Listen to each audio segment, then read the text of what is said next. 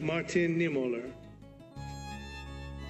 First, they came for the socialists, and I did not speak out because I was not a socialist. Then they came for the trade unionists, and I did not speak out because I was not a trade unionist.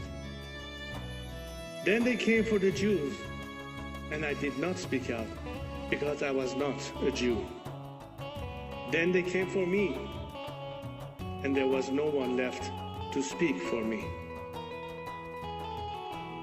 Well, after the Islamic Revolution in Iran and in many other places, it is indeed the case that first they come for the Jews and then they come for the others.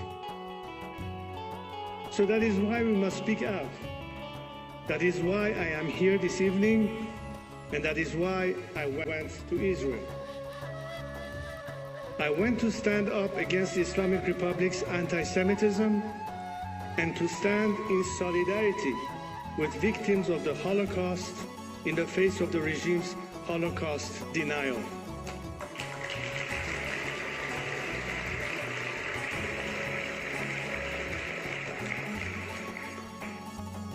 I went to mourn with the victims of the regime-sponsored terrorism.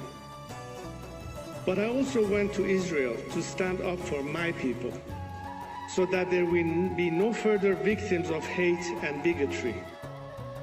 For when we allow the baseless hatred of one group to go unchecked, it inevitably leads to more.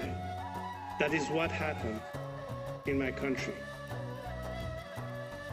My trip to Israel was not merely to stand on principle. I went with a new vision for our region. A vision that is not bogged down in the forced ideological divisions of recent decades, but instead based on the ancient ways of our lands and connections between our people.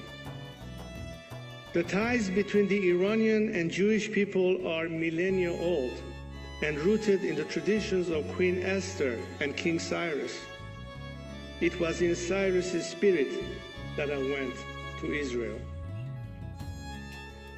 Because it is that spirit of tolerance, friendship, and cooperation that is truly representative of the Iranian nation, not the anti-Semitist terrorism and deprivation that the current regime occupying my country represents.